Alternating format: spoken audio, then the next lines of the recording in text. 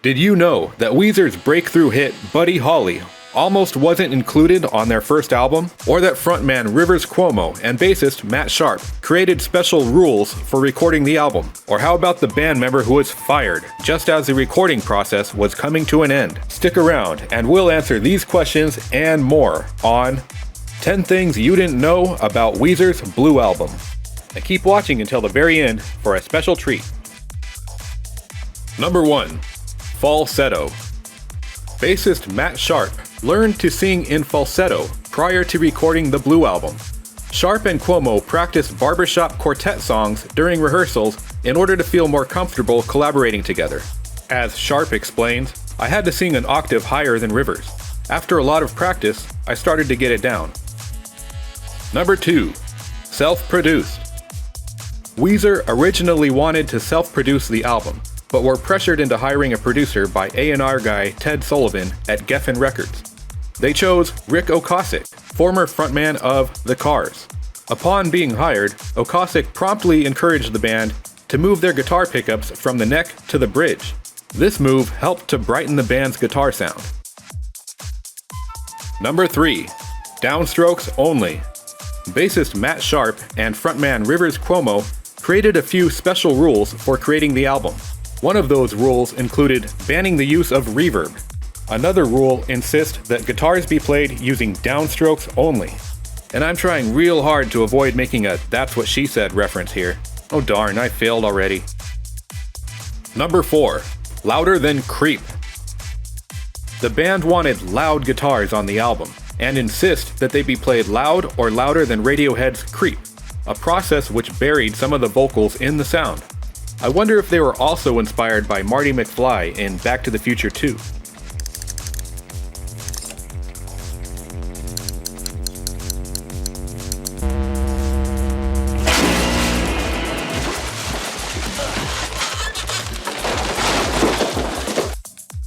Number 5. No Buddy Holly. The band's breakthrough hit, Buddy Holly, almost didn't make the album. Cuomo originally wanted the song to go on the band's second release, which he planned on having a keyboard and new wave sound. During a 2019 interview with Rolling Stone, Sharp made reference to a goofy one-hit wonder from the 90s. There was a worry that it could become the detachable penis of this album. We had the sense that it could be taken as a novelty song, and people aren't going to take the album seriously. However, in another interview, he explained, "Rick said we'd be stupid to leave it off the album.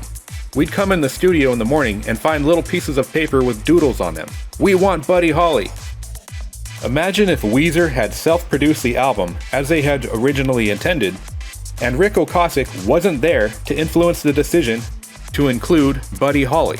I mean, it's only the band's third most played song on Spotify, with over 287 million plays as of this video. Number 6. Clever camera work and editing. The iconic music video for Buddy Holly, which features the band performing in the 70s American television show Happy Days, was created without the use of computer-generated imagery. As drummer Pat Wilson explained, "The best thing about that video is that there's no CGI going on. It's all just clever camera work and clever editing. I get to point at the Fonz and he goes, 'Hey!' I mean, come on, I loved Happy Days as a kid. It doesn't get any cooler than that." Number 7. Destroy My Sweater. Music video director Spike Jonze was chosen to work on the Sweater song because he was one of the only directors who approached Weezer with a pitch that did not have anything to do with an actual sweater. Instead, the director pitched a simple concept: Weezer in a blue room with a Steadicam and a pack of dogs. The video was filmed in one continuous shot, which took about 25 takes, and the take that was used was somewhere between number 15 and 20. Carl Koch, a friend and collaborator of the band, said, "We couldn't get the dogs to do what we wanted them to do. I mean, it was a big room with loud music blaring, so it was hard to get them to hit their marks. And you had 15 different trainers trying to tell their dogs which way to go. At one point, one of the dogs came over and crapped on Pat's drum pedal.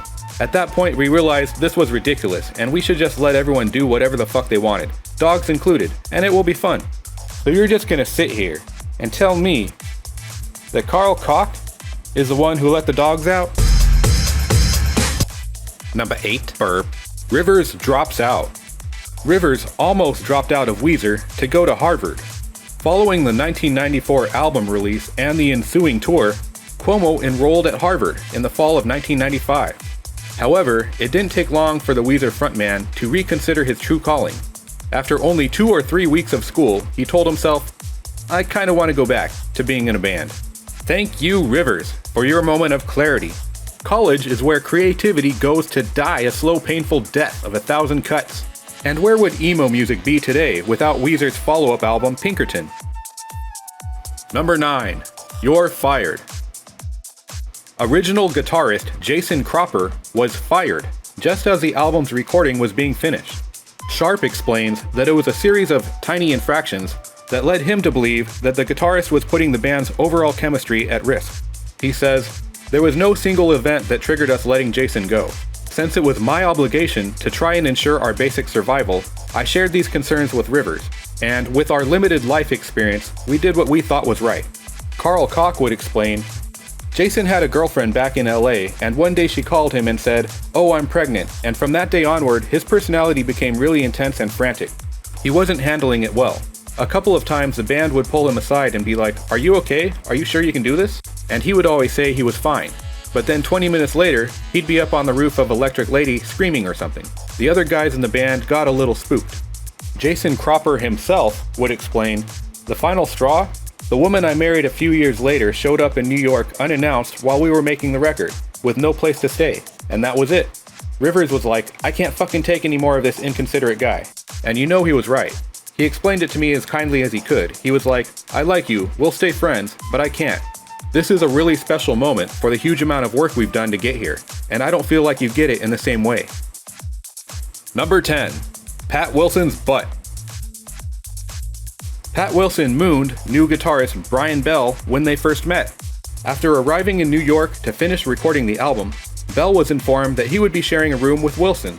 As Bell explains, "So I go to Pat's room, and Pat goes, 'Welcome to Weezer,' and he just pulls his pants down and moons me. And I'm like, what the hell have I stepped into?" It sounds like he stepped into the opportunity of a lifetime. I mean, it's not every day that somebody could show you their butt on day one of a job with a major rock band, which ends up turning into a career of, let's say 20 plus years. The best thing that I could say is, "Welcome to the end of my video. Now watch this." Don't you ever fear, I'm always there. I know that you will. Goodbye gray sky, hello blue. There's nothing can hold me when I hold you. It feels so right, it can't be wrong. I sink and I die if you want to destroy my sweater. I don't mind you coming here and wasting all my time. You take your car to work, I'll take my board. Say some gangsta is dissing your fly girl. You just give him one of these.